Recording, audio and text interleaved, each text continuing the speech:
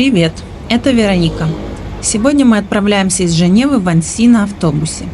Раньше я ездила на поезде, это, кстати, тоже очень удобно, но сейчас обнаружила два приятных бонуса. Автобус не только быстрее, всего 50 минут вместо часа 10 минут на поезде, но и ощутимо дешевле. Впервые Анси я увидела во время гастролей с балетом. Помню, как перед спектаклем мы с девчонками из труппы буквально промчались по набережной, часик на восторг у бирюзовой воды, 5 минут на фото с цветными домиками и бегом на репетицию. Но даже этого хватило, чтобы влюбиться в этот город. Потом я возвращалась сюда уже просто погулять, наслаждалась городом не спеша. А сегодня особенный день. Я еду показать Анси вам. Поехали! Со мной наш главный оператор мама.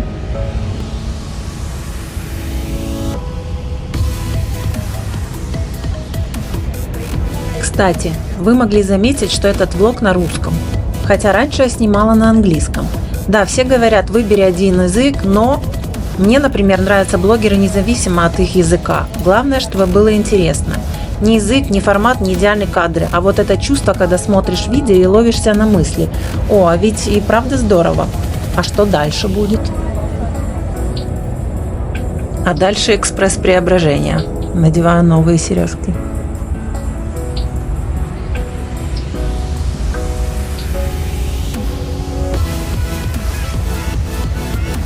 Пока мы приближаемся к Анси, давайте расскажу, почему этот городок называют альпийской сказкой. Озеро Анси, визитная карточка. Его бирюзовая вода на фоне Альп выглядит как картина. Летом люди купаются, зимой любуются заснеженными вершинами. Старый город, лабиринт каналов, мостов и разноцветных домиков. Главный символ – дворец на острове, построен в XII веке, который кажется декорацией к сказке.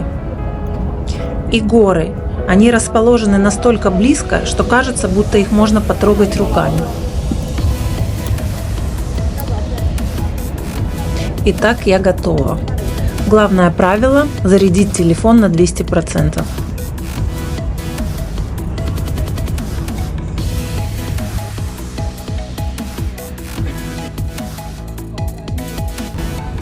Да, сама дорога – это уже как трейлер к фильму «Альпийская сказка».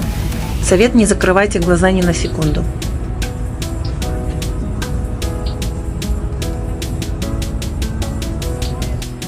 Мы на месте. Что мне очень понравилось в Анси, это автовокзал и ЖД вокзал, два в одном. Очень удобно. Rue Carnot. Улица, где расположены все магазинчики. Но Анси это не про люксовые бренды и не про шопинг. Это место, где природа пишет свою поэзию, а городок скромно подыгрывает ей уютными улочками. А теперь самое интересное. Идем завтракать. Найдем атмосферное место, где пахнет историей, свежей выпечкой и уютом.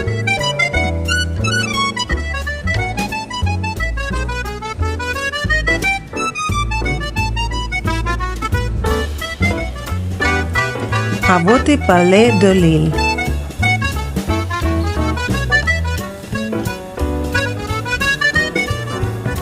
Этот очаровательный миниатюрный средневековый замок – главная достопримечательность города Анси. Расположенный на небольшом островке посреди речки Тью, он выглядит словно корабль, плывущий по водной глади.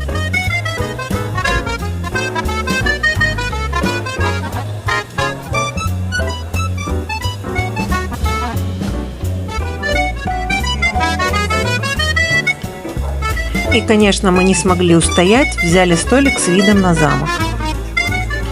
Du pain au chocolat et du cappuccino, s'il vous plaît. Замок, несмотря на свой суровый вид, называется дворцом, вернее, дворцом на острове. Он был тюрьмой, монетным двором, судом, а сегодня главный декоратор нашего завтрака.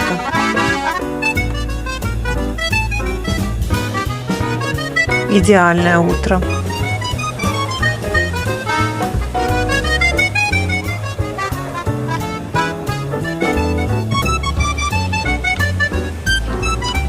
А теперь мы идем вдоль канала Тью. Это бирюзовой ленты, которая соединяет озеро Анси с сердцем города. Какие цвета!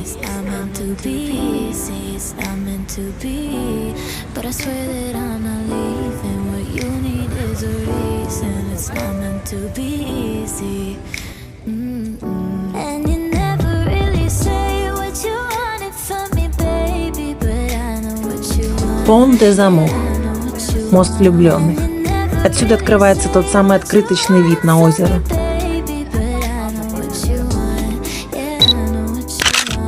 Фото тут must have.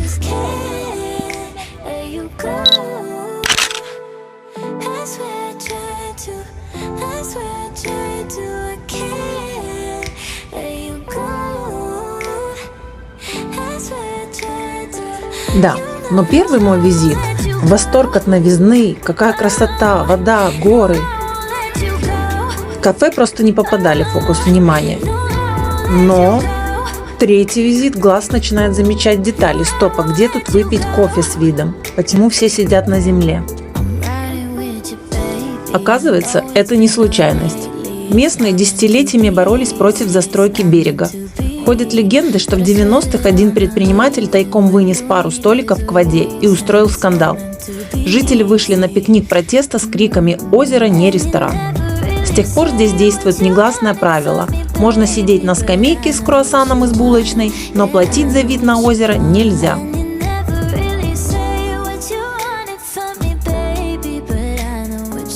А давайте копнем глубже. Что если отсутствие столиков у озера – это не только любовь к природе, но и хитрый бизнес-план? Ну, конечно же, все сходится. Те самые кафе у речки, их держат те самые люди, которые голосуют против террасы озера. Гениально? Они просто не хотели, чтобы новые владельцы открывали кафе и все шли к озеру.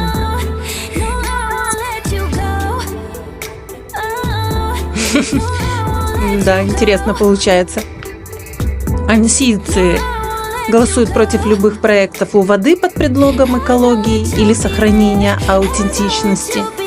И туристы вынуждены идти в кафе, в их кафе, ведь альтернатив у озера нет.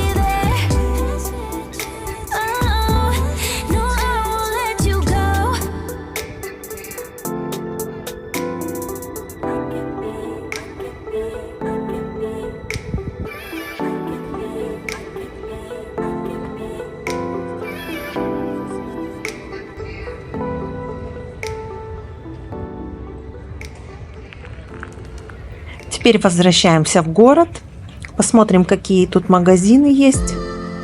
Вдруг у них классные локальные бренды. И посмотрим Зару и Манго. Я кое-что упустила, не успела купить в Женеве, в Заре. Может быть, будет тут.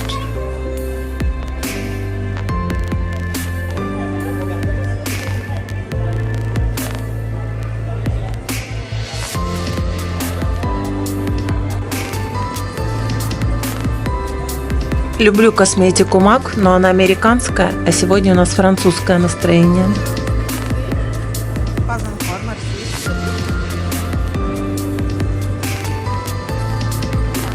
Да, в общем, в Анси на шопинг особо рассчитывать не надо.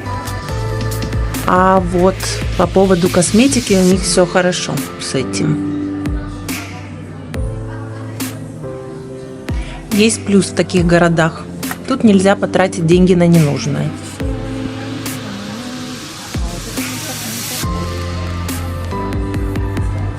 Но знаете, этот город, куда едут не за шопингом, а чтобы замедлиться. Анси как будто попал в акварельную открытку. Домики с цветами, горы в дымке, а воздух здесь пропитан спокойствием. Когда я впервые приехала сюда, то подсознательно ждала чего-то вроде гламурного курорта с бутиками и пафосными ресторанами. Но Анси оказался другим, совсем другим. Хотя мишленовский ресторан я здесь видела. Тут есть бирюзовое озеро и горы, как в Лугано, но душа у этого города деревенская, в самом лучшем смысле этого слова. Никакой показухи. Église Notre-Dame de Liesse.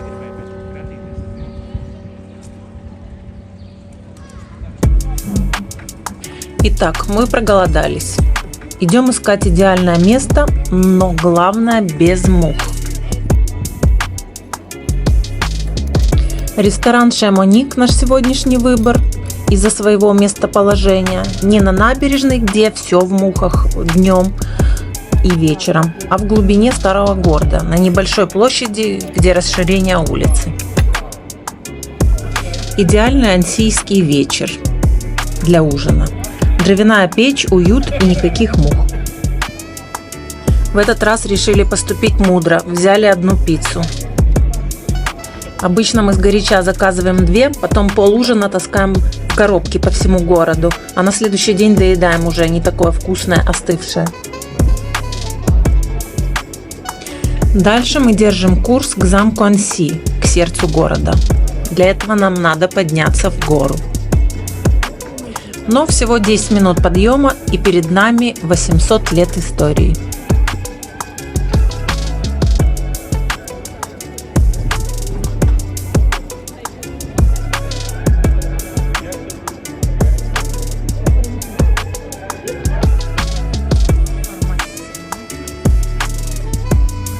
По пути к замку заглянем в местную фармаси, настоящий рай французской аптечной косметики.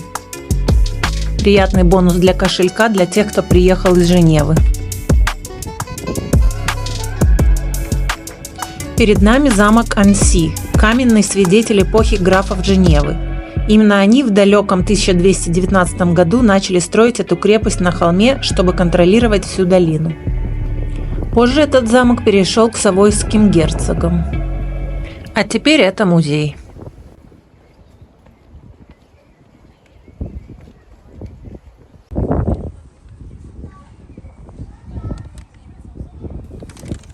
Анси с высоты.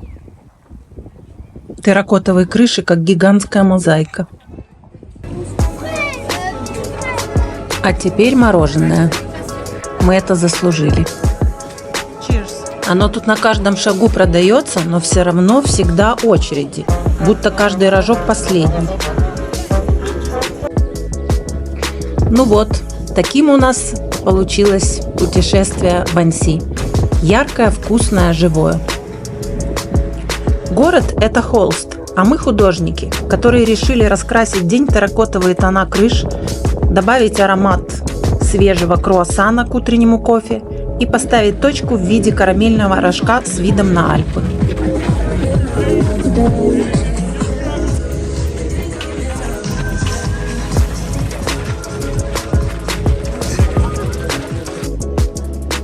Последний штрих. Озеро Анси в лучах заката. Я и 2 местных жителя. Лебеди-ансийцы.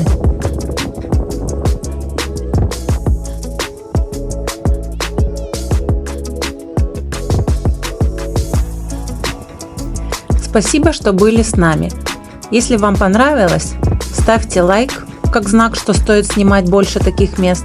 Подписывайтесь, чтобы не пропустить, куда направляемся завтра. И ставьте колокольчик, тогда новые видео будут приходить как письма от друга. Подожди, люди пройдут. Подожди, я не хочу с людьми. Подожди.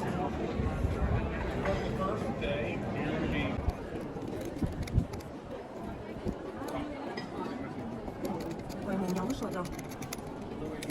Красок, это ни туди, ни сюди.